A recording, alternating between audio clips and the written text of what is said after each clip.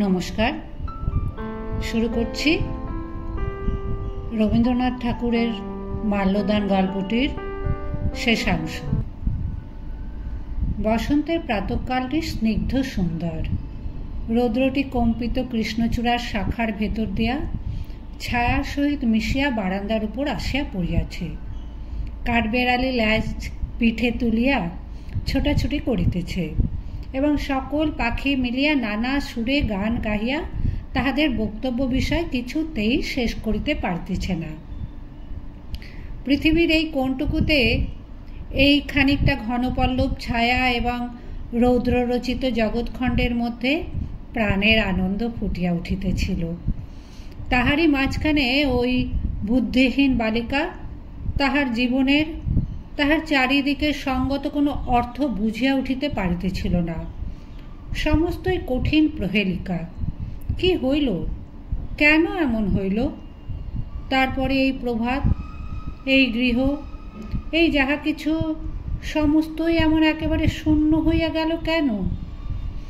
যাহার বুঝিবার সামর্থ্য অল্প, তাহাকে হঠাৎ একদিন নিজ হৃদয়ের এই অতল বেদনার রহস্য গর্ভে কোনো প্রদীপ হাতে না দিয়া কে নামাইয়া দিল? জগতের এই সহজ উচ্ছ্বসিত প্রাণের রাজ্যে, এই গাছপালা, মৃগ, পক্ষীর আত্মবিস্তৃত কলরবের মধ্যে কে তাহাকে আবার টানিয়া তুলিতে পারিবে? পটল ঘরকন্যার কাজ সারিয়া কুড়ানির সন্ধান লইতে আসিয়া দেখিল, সে যতীনের পরিত্যক্ত ঘরে তার খাটের খুঁড়া ধরিয়া মাটিতে পড়িয়া আছে। শূন্য শয্যাটাকে যেন পায়ে ধরিয়া সাধিতেছে। তার বুকের ভেতরে যে একটি সুধার পাত্র লুকানো ছিল, সেইটে যেন শূন্যতার চরণে বৃথা আশ্বাসে উপুর করিয়া ঢালিয়া দিতেছে। ভূমিতলে পুঞ্জীভূত সেই স্খলিত কেশা, লুণ্ঠিত বসনা নারী যেন নীরব একাগ্রতার ভাষায় বলিতেছে, লও লও, আমাকে লও, ওগো আমাকে লও। পটল বিস্মিত হইয়া কহিল, ও কি হইতেছে কুড়ানি? কুড়ানি উঠিল না। সে যেমন পড়িয়াছিল তেমনই পড়িয়া রহিল। পটল কাছে আসিয়া তাহাকে স্পর্শ করিতেই সে উচ্ছ্বসিত হইয়া ফুলিয়া ফুলিয়া কাঁদিতে লাগিল। পটল তখন চকিত হইয়া বলিয়া উঠিল, ও পোড়ারমুখী, সর্বনাশ করিয়াছিস, মরিয়াছিস। হরকুমারকে পটল কুড়ানের অবস্থা জানাইয়া কহিল, এ কি বিপদ ঘটিল? তুমি কি করিতেছিলে? তুমি আমাকে কেন বারণ করিলে না? হরকুমার কহিল, তোমাকে বারণ করা যে আমার কোনো কালে অভ্যাস নাই। বারণ করিলেই কি ফল পাওয়া যায় তো? পটল বলিল, তুমি কেমন স্বামী? আমি যদি ভুল করি তুমি আমাকে জোর করিয়া থামাইতে পারো না? আমাকে তুমি এ খেলা খেলিতে দিলে কেন? এই বলিয়া সে ছুটিয়া গিয়া ভূপতিতা বালিকার গলা জড়াইয়া ধরিয়া কহিল, লক্ষ্মী বোন আমার, তোর কি বলিবার আছে আমাকে খুলিয়া বল। হায়, কুড়ানের এমন কি ভাষা আছে যে আপনার হৃদয়ের অব্যক্ত রহস্য সে কথা দিয়া বলিতে পারে? সে একটি অনির্বচনীয় বেদনার ওপর তাহার সমস্ত বুক দিয়া চাপিয়া পড়িয়া আছে। সে বেদনাটা কি জগতে এমন আর কাহারও হয় কি না? তাহাকে লোকে কি বলিয়া থাকে? কুড়ানি তাহার কিছুই জানে না। সে কেবল কান্না দিয়া বলিতে পারে। মনের কথা জানাইবার তাহার আর কোনো উপায় নাই। পটল কহিল, কুড়ানি, তোর দিদি বড় দুষ্টু, কিন্তু তার কথা যে তুই এমন করিয়া বিশ্বাস করিবি তা সে কখনো মনেও করেনি। তার কথা কেহ কখনো বিশ্বাস করে না। তুই এমন ভুল কেন করিলি? কুড়ানি, একবার মুখ তুলিয়া তোর দিদির মুখের দিকে চা, তাকে মাপ কর। কিন্তু কুড়ানের মন তখন বিমুখ হইয়া গিয়াছিল। সে কোনো মতেই পটলের মুখের দিকে চাহিতে পারিল না।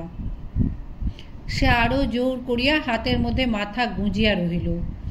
সে ভালো করিয়া সমস্ত কথা না বুঝিয়াও এক প্রকার মূঢ়ভাবে পটলের প্রতি রাগ করিয়াছিল। পটল তখন ধীরে ধীরে বাহুপাশ খুলিয়া লইয়া উঠিয়া গেল। এবং জানালার ধারে পাথরের মূর্তির মতো স্তব্ধভাবে দাঁড়াইয়া ফাল্গুনের রৌদ্র চিক্কণ সুপারি গাছের পল্লব শ্রেণীর দিকে চাহিয়া পটলের দুই চক্ষু দিয়া জল পড়িতে লাগিল। পরদিন কুড়ানির আর দেখা পাওয়া গেল না। পটল তাহাকে আদর করিয়া ভালো ভালো গহনা এবং কাপড় দিয়া সাজাইত। নিজে সে এলোমেলো ছিল, নিজের সাজ সম্বন্ধে তাহার কোনো যত্ন ছিল না, কিন্তু সাজগোজের সমস্ত শখ কুড়ানির ওপর দিয়াই সে মিটাইয়া লইত। বহুকাল সঞ্চিত সেই সমস্ত বসন ভূষণ কুড়ানির ঘরের মেজের ওপর পড়িয়া আছে। তার হাতের বালাচুরি, নাসাগ্রের লবঙ্গ ফুলটি পর্যন্ত সে খুলিয়া ফেলিয়া গিয়াছে। তাহার পটল দিদির এতদিনের সমস্ত আদর যেন সে গা হইতে মুছিয়া ফেলবার চেষ্টা করিয়াছে। হরকুমারবাবু কুড়ানির সন্ধানে পুলিশে খবর দিলেন। সেবারে প্লেগ দমনের বিভীষিকায় এত লোক এত দিকে পলায়ন করিতেছিল যে সেই সকল পলাতক দলের মধ্য হইতে একটি বিশেষ লোককে বাছিয়া লওয়া পুলিশের পক্ষে শক্ত হইল। হরকুমারবাবু 2-4বার ভুল লোকের সন্ধানে অনেক দুঃখ এবং লজ্জা পাইয়া কুড়ানির আশা পরিত্যাগ করিলেন। অজ্ঞাতের কোল হইতে তাহারা যাহাকে পাইয়াছিলেন, অজ্ঞাতের কোলের মধ্যেই সে আবার লুকাইয়া পড়িল। যতীন বিশেষ চেষ্টা করিয়া সেবার প্লেগ হাসপাতালে ডাক্তারি পদ গ্রহণ করিয়াছিল। একদিন দুপুরবেলায় বাসায় আহার সারিয়া হাসপাতাল আসিয়া সে শুনিল হাসপাতালের স্ত্রী বিভাগে একটি নূতন রোগিণী আসিয়াছে। পুলিশ তাহাকে পথ হইতে কুড়াইয়া আনিয়াছে। যতীন তাহাকে দেখিতে গেল। মেয়েটির মুখের অধিকাংশ চাদরে ঢাকা ছিল। যতীন প্রথমেই তাহার হাত তুলিয়া লইয়া নাড়ি দেখিল। নাড়িতে জ্বর অধিক নাই, কিন্তু দুর্বলতা অত্যন্ত। তখন পরীক্ষার জন্য মুখের চাদর সরাইয়া দেখিল সেই কুড়ানি। ইতিমধ্যে পটলের কাছ হইতে যতীন কুড়ানির সমস্ত বিবরণ জানিয়াছিল। অব্যক্ত হৃদয়ভাবের দ্বারা ছায়াচ্ছন্ন তাহার সেই হরিণ চক্ষু দুটি কাজের অবকাশে যতীনের ধ্যান দৃষ্টির ওপরে কেবলই অশ্রুহীন কাতরতা বিকীর্ণ করিয়াছে।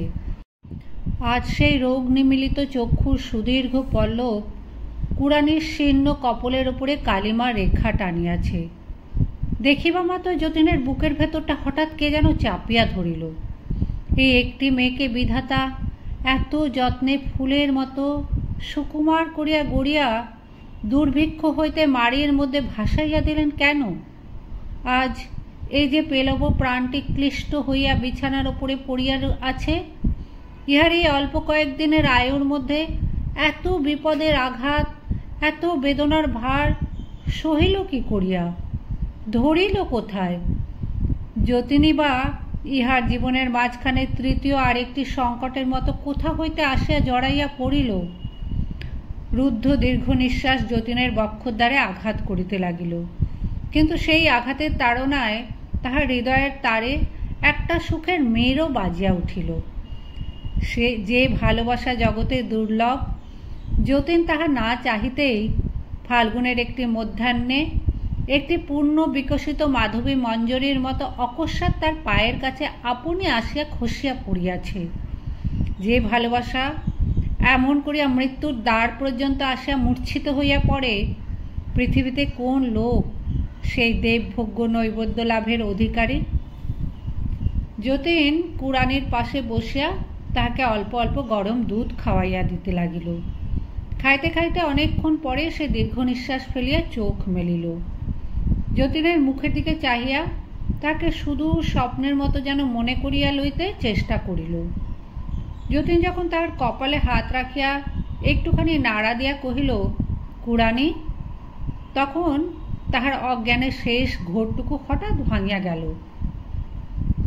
যতীনকে সে চিনিল এবং তখনই তাহার চোখের উপরে বাষ্পকোমল আরেকটি মোহের আবরণ পড়িল। প্রথম মেঘ সমাগমে সুগম্ভীর আষাঢ়ের আকাশের মতো কুড়ানির কালো চোখ দুটির ওপর একটি যেন সুদূরব্যাপী সজল স্নিগ্ধতা ঘনাইয়া আসিল।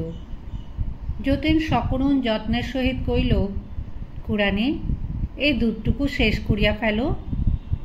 কুড়ানি একটু উঠিয়া বসিয়া পেয়ালার ওপর হইতে যতীনের মুখে স্থির দৃষ্টিতে চাহিয়া সেই দুধটুকু ধীরে ধীরে খাইয়া ফেলিল। হাসপাতালের ডাক্তার একটি মাত্র রোগীর পাশে সমস্তক্ষণ বসিয়া থাকিলে কাজও চলে না, দেখিতেও ভালো হয় না। অন্যত্র কর্তব্য সারিবার জন্য যতীন যখন উঠিল, তখন ভয় ও নৈরাশ্যে কুড়ানির চোখ দুটি ব্যাকুল হইয়া পড়িল। যতীন তাহার হাত ধরিয়া তাহাকে আশ্বাস দিয়া কহিল, আমি আবার এখনই আসিব কুড়ানি, তোমার কোনো ভয় নাই। যতীন কর্তৃপক্ষদিগকে জানাইল যে এই নূতন আনিত রোগিণীর প্লেগ হয় নাই, সে না খাইয়া দুর্বল হইয়া পড়িয়াছে। এখানে অন্য প্লেগ রোগীর সঙ্গে থাকিলে তাহার পক্ষে বিপদ ঘটিতে পারে। বিশেষ চেষ্টা করিয়া যতীন কুড়ানিকে অন্যত্র লইয়া যাইবার অনুমতি লাভ করিল এবং নিজের বাসায় লইয়া গেল। পটলকে সমস্ত খবর দিয়া একখানি চিঠিও লিখিয়া দিল। সেই দিন সন্ধ্যার সময় রোগী এবং চিকিৎসক ছাড়া ঘরে আর কেহ ছিল না। শিয়রের কাছে রঙিন কাগজের আবরণে ঘেরা একটি কেরোসিন ল্যাম্প ছায়াচ্ছন্ন মৃদু আলোক বিকীর্ণ করিতেছিল। ব্র্যাকেটের ওপরে একটা ঘড়ি নিস্তব্ধ ঘরে টিক টিক শব্দে দোলক দোলাইতেছিল। যতীন কুড়ানির কপালে হাত দিয়া কহিল, তুমি কেমন বোধ করিতেছ কুড়ানি? কুড়ানি তাহার কোনো উত্তর না করিয়া যতীনের হাতটি আপনার কপালেই চাপিয়া রাখিয়া দিল। যতীন আবার জিজ্ঞাসা করিল, ভালো বোধ হইতেছে? কুড়ানি একটুখানি চোখ বুজিয়া কহিল, হ্যাঁ। যতীন জিজ্ঞাসা করিল, তোমার গলায় এটা কি কুড়ানি? কুড়ানি তাড়াতাড়ি কাপড়টা টানিয়া তাহা ঢাকিবার চেষ্টা করিল। যতীন দেখিল সে একগাছি শুকনো বকুলের মালা। তখন তাহার মনে পড়িল সে মালাটা কি। ঘড়ির টিকটিক শব্দের মধ্যে যতীন চুপ করিয়া বসিয়া ভাবিতে লাগিল। কুড়ানির এই প্রথম লুকাইবার চেষ্টা, নিজের হৃদয়ের ভাব গোপন করিবার এই তাহার প্রথম প্রয়াস। কুড়ানি মৃগশিশু ছিল, সে কখন হৃদয় ভারাতুর যুবতী নারী হইয়া উঠিল? কোন রৌদ্রের আলোকে, কোন রৌদ্রের উত্তাপে তাহার বুদ্ধির ওপরকার সমস্ত কুয়াশা কাটিয়া গিয়া তাহার লজ্জা, তাহার শঙ্কা, তাহার বেদনা এমন হঠাৎ প্রকাশিত হইয়া পড়িল? রাত্রে 2টা-2:30টার সময় যতীন চৌকিতে বসিয়াই ঘুমাইয়া পড়িয়াছে। হঠাৎ দ্বার খোলার শব্দে চমকিয়া উঠিয়া দেখিল পটল এবং হরকুমারবাবু এক বড় ব্যাগ হাতে ঘরের মধ্যে প্রবেশ করিলেন। হরকুমারবাবু কহিলেন, তোমার চিঠি পাইয়া কাল সকালে আসিব বলিয়া বিছানায় শুইলাম। অর্ধেক রাত্রে পটল কহিল, ওগো, কাল সকালে গেলে কুড়ানিকে দেখিতে পাইব না, আমাকে এখনই যাইতে হইবে। পটলকে কিছুতেই বুঝাইয়া রাখা গেল না। তখনই একটা গাড়ি করিয়া বাহির হইয়া পড়িয়াছি।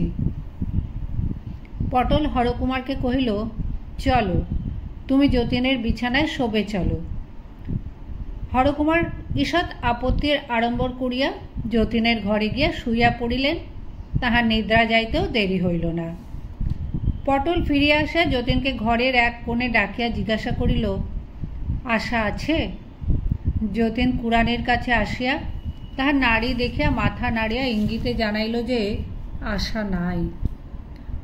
পটল কুড়ানির কাছে আপনাকে প্রকাশ না করিয়া যতীনকে আড়ালে লইয়া কহিল, যতীন, সত্য বলো, তুমি কি কুড়ানিকে ভালোবাসো না? যতীন পটলকে কোনো উত্তর না দিয়া কুড়ানির বিছানার পাশে আসিয়া বসিল। তার হাত চাপিয়া ধরিয়া নাড়া দিয়া কহিল, কুড়ানি, কুড়ানি। কুড়ানি চোখ মেলিয়া মুখে একটি শান্ত মধুর হাসির আভাস মাত্র আনিয়া কহিল, কি দাদাবাবু? যতীন কহিল, কুড়ানি, তোমার এই মালাটি আমার গলায় পরাইয়া দাও। কুড়ানি অনিমেষ অবুঝ চোখে যতীনের মুখের দিকে তাকাইয়া রহিল। যতীন কহিল, তোমার মালা আমাকে দিবে না? যতীনের এই আদরের প্রশ্রয়টুকু পাইয়া কুড়ানির মনে পূর্বকৃত অনাদরের একটুখানি অভিমান জাগিয়া উঠিল। সে কহিল, কি হবে দাদাবাবু?